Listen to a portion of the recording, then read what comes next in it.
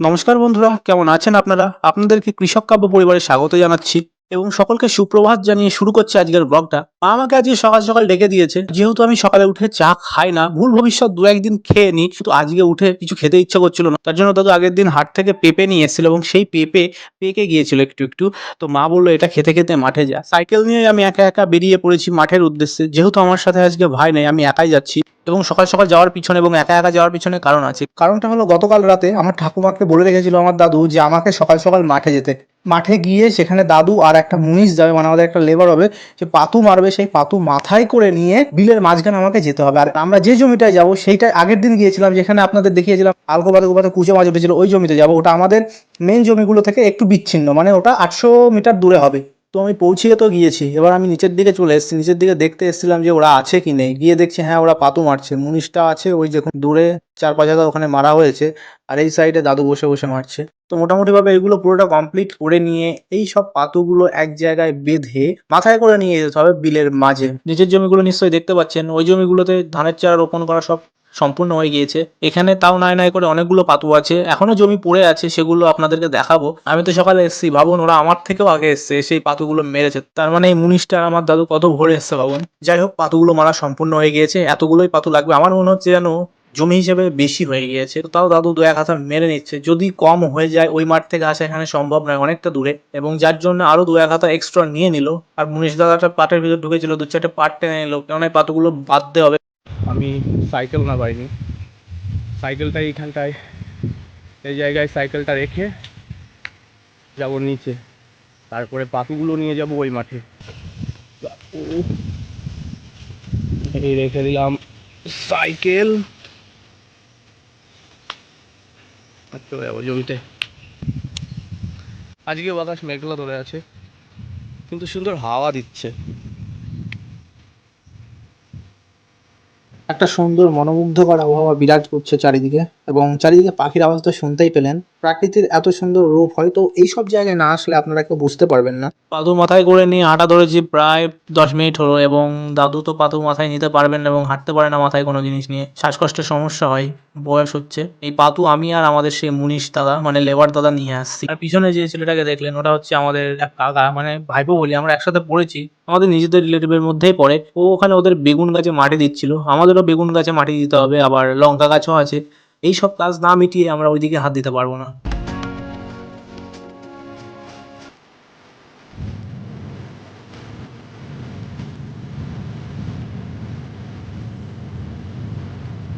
বন্ধুরা, জমিটায় আসতে একটু সময় লেগে গেল, কেননা যে আল ধরে আসছিলাম বা যে রাস্তা দিয়ে আসছিলাম, গতকাল বৃষ্টি হওয়ায় পথঘাট একটু কাদা কাদা হয়ে আছে, তাই মাথায় বোঝা নিয়ে হাঁটতে গেলে পাটা স্লিপ কাটছিল বারংবার। তো ধীরে সুস্থে আস্তে আস্তে এতটা দেরি। মাথা থেকে বোঝাটা জমির ভিতরে ফেলে দিয়েছি অলরেডি, এবং এটা খোলার জন্য বারবার চেষ্টা করছি, কিন্তু খুলতেই পারছি না, এমনভাবে বেঁধেছে। টানতে টানতে খুব জোরে একটা টান দিয়েছে, এভাবে ছিঁড়ে চলে এসছে। যাই হোক, ছিঁড়ে তো গিয়েছে, এবার হচ্ছে পাতু ফেলার পালা জমিতে। দেখুন নিচের দিকে মুনিশ দাদাটা কিভাবে পাতুগুলো ফেলছে লাইন বাই লাইন, আমাকেও এইভাবে ফেলতে বললো। আগে টুপিটাকি ভাবে এই কাজগুলো যেহেতু করেছি, তাই কিছুটা হলেও জানি, তো সেইভাবে সবগুলো ফেলে দিই। তারপরে দাদু আমাকে বললো বাড়ি চলে যেতে, কেননা মেন আমার কাজ ছিল ওই পাতুগুলো এনে জমিতে ফেলে দিয়ে বাড়ি যাওয়া।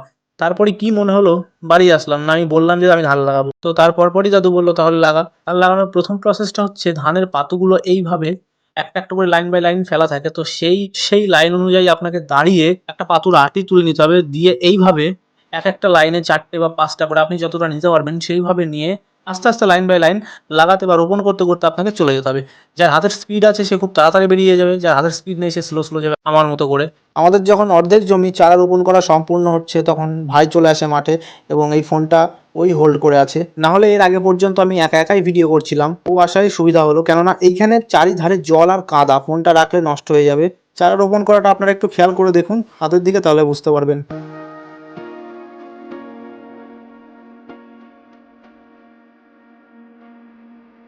এই ভিডিও করতে করতে হয়ে গিয়েছে আর এক কাণ্ড।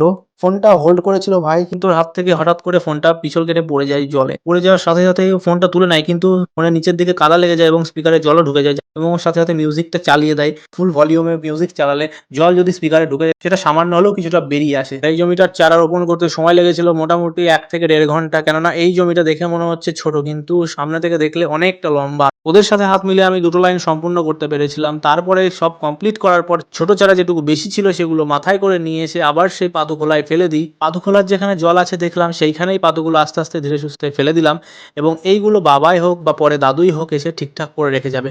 আলের ধারে রাখতে বারণ করেছিল কিন্তু আমি খুলে আলের ধারে ফেলে দিয়েছি। আল দিয়ে মানুষজন যাতায়াত করছে, কারো যদি প্রয়োজন পড়ে এই পাতুগুলো নিয়ে চলে যাবে, পরে আর পাওয়া যাবে না, মানুষজনকে বিশ্বাস করা যায় না। এর বিভিন্ন কারণ আছে জানেন তো। এর আগের বছরের কথা বলি, এর আগের বছর একটা কোদাল আমাদের আলুর ওপর রেখে এসেছিল, তো সেই কোদালটা দিনের বেলায় বাবা গিয়েছে ঘাস কাটতে, কেউ সেটাকে নিয়ে চলে গিয়েছে, পরে আর খুঁজে পায়নি। শুধু এইটুকুই নয়, এছাড়াও আরও আছে। লঙ্কা গাছ রোপণ করার পর লঙ্কা গাছ রাতারাতি চুরি করে নিয়ে গিয়েছে, গাঁদা ফুল গাছ রোপণ করার পর সে গাঁদা ফুল গাছ তুলে নিয়ে চলে গিয়েছে, সবজি চুরি করা, এইগুলোই কিছু কিছু মানুষের নিত্যদিনের কাজ হয়ে পড়েছে। সে যাই হোক, আমাদের ওই বিলে ধান রোপণ করার কাজ সম্পূর্ণ হয়ে গিয়েছে, হাতে গুনে আর 3-4টে জমি পড়ে থাকলে সেগুলো আস্তে আস্তে করে নেবো, তারপরেই লাগবে এই সব পাটের কাজ। প্রত্যেকটা জিনিস আপনাদের সাথে শেয়ার করব, আপনারা একটু আমাদের পাশে থেকে সহযোগিতা করবেন। এবং এই চাষি মানুষগুলো, মানে আমার বাবা দাদুর মতো কৃষক মানুষগুলো আছে বলেই আপনারা প্রত্যেকটা খাদ্য পাচ্ছেন। এবং আপনারা জানেন তো, এই চাষি মানুষগুলোই হলো সমাজের মূল ভিত্তি, কৃষকরাই হলো সমাজের মূল ভিত্তি।